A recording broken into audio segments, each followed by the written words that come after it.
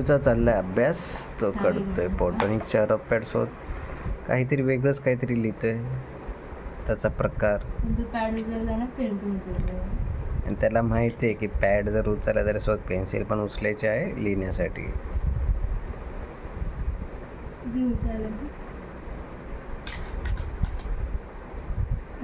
काय ना पण तेवढं जेव्हा चाललं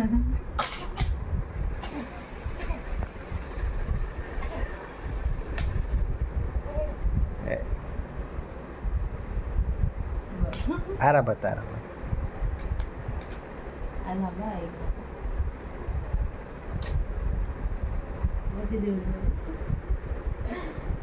हा पहिली बाजू सरळ कर बाबू त्याची पॅडची.